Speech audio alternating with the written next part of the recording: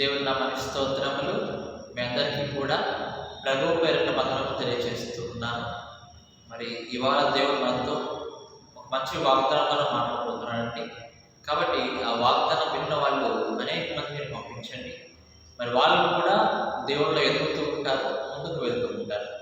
కాబట్టి ఇవాళ దేవుని యొక్క వాగ్దానం మనం చూస్తే కనుక కీర్తనలు 128వ అధ్యాయం తీస్తే 128వ కీర్తన 2వ వచనం మనం చదువుకుందాం. 128 2వ వచనం మనం చూస్తే, నిశ్చయముగా నీవు నీ చేతుల కష్టాజితము అనుభవించదవు, నీవు ధన్యుడవు, నీకు మేలు కలుగునంటూ ఉన్నాడు. ఎంత గొప్ప వాగ్దానం చూడండి. మన జీవితాలకి చాలా ఈ వాగ్దానం దగ్గరగా ఉంటుంది కదా. చూడండి, నిశ్చయముగా నీవు నీ చేతుల కష్టాజితమును అనుభవించదు. ఈ రోజున మనం చూస్తే చాలామంది కూడా తమ యొక్క కష్టాజితమును అనుభవించలేకపోతూ ఉన్నారు. వచ్చినట్లుగా ఒక చిల్లి సంచిలో వేసినట్లుగా అవి పైనుంచి వేస్తూ ఉంటే కింద నుంచి వెళ్ళిపోతుంది. అలాగా చాలామంది యొక్క బ్రతుకులు కూడా వారి కష్టాజితం అలా ఉన్నది.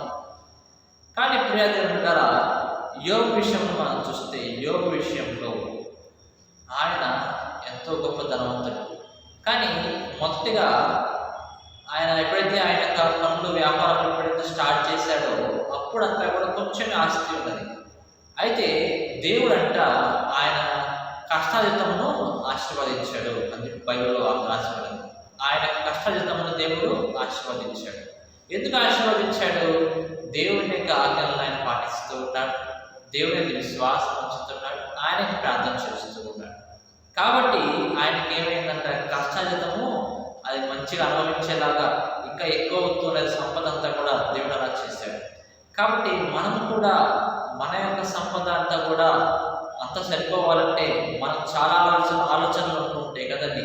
ఎలా పోషించుకోవాలి మా యొక్క కుటుంబాన్ని, మేము మరి ధన సహాయం లేదు, వచ్చినట్లుగా లోన్లకు వెళ్ళిపోతూ ఉన్నాయి, ఈఎంఐకి వెళ్ళిపోతూ ఉన్నాయి అని అనుకుంటూ ఉండవచ్చు కదా మనము మన జీవితాల్లో. కానీ ప్రియాదేవుడు పెట్టాలి, దేవుడు అంటూ ఉన్నాడు, నీ కష్టాజితము నేను అనుభవించేలా చేస్తాను, నేను ఆశీర్వదిస్తాను. కానీ నువ్వు చేయవలసింది ఏంటి? ఎలాగైతే యోబు ప్రవక్త దేవుళ్ళ భయభక్తులు కలిగి ఉన్నాడో ఆ విధంగా మనం ఏం చేయాలి, నడుచుకుంటూ ఉంటాయి. ఒకవేళ ఆ విధంగా ఉన్నా యోబు వెంటనే అయిపోవాలా, వెంటనే మరి ధనవంతుడు అయిపోవాలా, ఒక మంచి పొజిషన్లో రాలా, క్రమక్రమంగా వచ్చాడు. అలాగే మన జీవితంలో క్రమక్రమముగా మనం ముందుకు వెళ్తూ ఉంటాం. అప్పుడు దాకా మనం వెయిట్ చేయాలి. మనకంటూ ఒక సమయం ఇస్తాడు దేవుడు. ఆ సమయంలో మనమే గర్వపడాలి.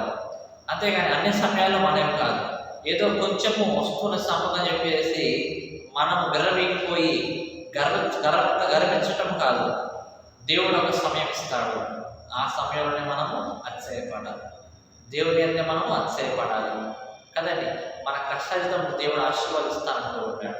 కాబట్టి మనము ప్రార్థన ఎక్కువ చేయటం వలన, వాక్యాలు చదవటం వలన, అలాగే దేవుని భయభక్తులు మనం ఉండటం వలన మనకు దేవుని యొక్క ఆశీర్వాదం అనేవి వస్తూ ఉంటాయి. ఈ రోజుల్లో అనేక మంది కష్టాజితంను మరి అనుభవించలేకుండా పోతూ ఉన్నారు.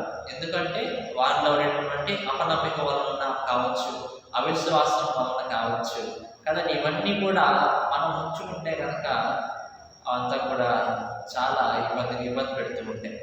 దేవుడికి మనకి చాలా దూరం చేస్తూ ఉంటాయి కదండి. ఇస్సాకు విషయంలో మనం చూస్తే ఆయన వెళ్ళిన చోట్లన్నా కూడా ఒక సంవత్సరం పంట వేశాడు, మరి బావిలు తవ్వాడు. ఆ వెళ్ళిన చోట అన్నింటిలో కూడా ఎవరైతే పంట వేస్తున్నాడో అక్కడంతా కూడా దేవుడు ఏం చేస్తున్నాడు, ఇస్సాకును ఆశీర్వదిస్తున్నట్లుగా మనం చూస్తూ ఉన్నాము. ఎందుకు ఆశీర్వదిస్తున్నాడు? దేవుడు చాలా నమ్మకమైన వాడు. అబ్రహాము, ఇస్సాకు, యాకోబు దేవుడను అని పిలుచుకున్నటకు, ఇస్సాకు దేవుడని పిలుచుకున్నటకు ఆయన చాలా సంతోషపడ్డాడు దేవుడు కదండి. అంత విశ్వాసంతో ఇస్సాకు ఉంటాడు. కాబట్టి అతను ఎక్కడైతే పంట వేస్తున్నాడో అక్కడంతా మంచిగా పండుతున్నాయి, ఎక్కడైతే బావిలో తోడుతున్నాడో అక్కడంతా మంచి నీళ్ళు వస్తూ ఉన్నాయి. కాబట్టి మనం కూడా ప్రియాదేవుడు వెళ్ళాలా, ఏ ప్రాంతంలోకి వెళ్ళినా, ఎక్కడికి వెళ్ళినా సరే దేవుడు మనం మర్చిపోకూడదు. చాలా మంది కూడా ఫారెన్ వెళ్తూ ఉన్నారు. ఈ రోజుల్లో ఫారెన్ వెళ్ళిపోతూ ఉన్నారు, అనేక మంది దేవుడు మర్చిపోతూ ఉన్నారు. వేరే ప్రాంతాలకు వెళ్తూ ఉన్న తల్లిదండ్రులు విడిచిపెట్టి దేవుడు మర్చిపోతున్నారు. అలా మనం చేయకూడదు. ఎల్లప్పుడూ మన దేవుడిని మనము మైండ్లో పెట్టుకొని ఆయన జ్ఞాపకం చేసుకుంటూనే ఉండాలి. ఎందుకంటే ఎటువంటి విధం నుంచి ఎటువంటి ఆపద వస్తుందో తెలియదు.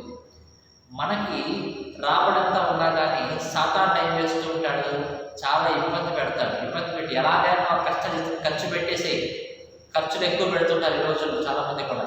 ఎలాగైనా ఆ యొక్క ధనము ఖర్చు పెట్టే చెప్పేసి సాతాను ప్రేరేపిస్తూ ఉంటాడు కదండి. మనము మితంగా ఉండాలి. ప్రతిదానిలో దేవుని యొక్క విడడం మితంగా ఉండాలి. అంటే సర్దుకొని చాలు, ఇంకా నాకు ఇది చాలు, దేవుడు ఇచ్చినటువంటిది చాలు, ఇక నాకు ఎక్స్ట్రా నాకు వద్దు, దేవుడు ఇచ్చినటువంటి చాలు అని మనం ఎప్పుడైతే అనుకుంటూ ఉంటామో అప్పుడే మన కష్టాలతో దేవుడు ఆశీర్వదిస్తాడు. మనకు ఏవైతే అప్పులు ఉన్నాయో అన్నీ కూడా తీరిపోతూ ఉంటాయి కదా. రాబడి మిగులుతూ ఉంటుంది కుటుంబంలో, మరి చాలా సంతోషంగా ఉంటూ ఉంటారు.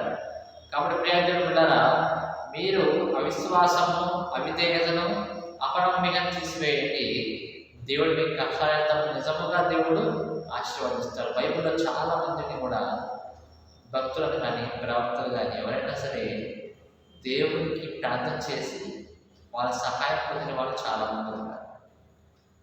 దేవుడి మరి చేసి వారి కష్టాలతో పొందిన వాళ్ళు చాలామంది ఉన్నారు. ఇలాగే చెప్పుకున్నాం, ఇతర విషయం చెప్పుకున్నాం, ఇస్సాకు, యాకోబు చెప్పుకున్నాం కదా.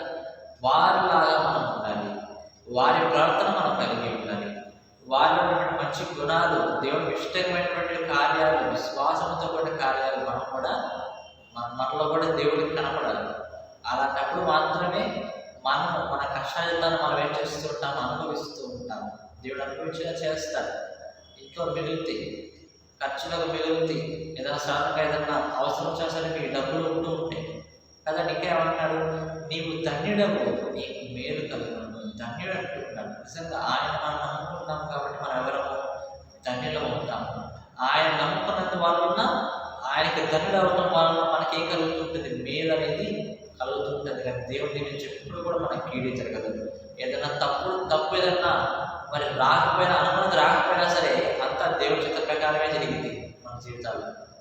ఆలస్యం అయినా సరే అంత దేవుడి చిత్త ప్రకారమే జరిగింది మన జీవితాల్లో. కాబట్టి ఆ నిరీక్షణ మీరు కలిగి ఉండండి, విశ్వాసంతో, నమ్మకంతో మీరు ఉండండి. మంచి రోజులు దేవుడు ఇస్తాడని చెప్పి నమ్మండి. నమ్మిన వాడికి సమస్తం సాధ్యం అంటాడు దేవుడు. కాబట్టి అలాగే మనం ముందుకు వెళ్తూ ఉండాలి. దేవుడి వాగ్దానం దీవించి ఆశీర్వదించింది కాక.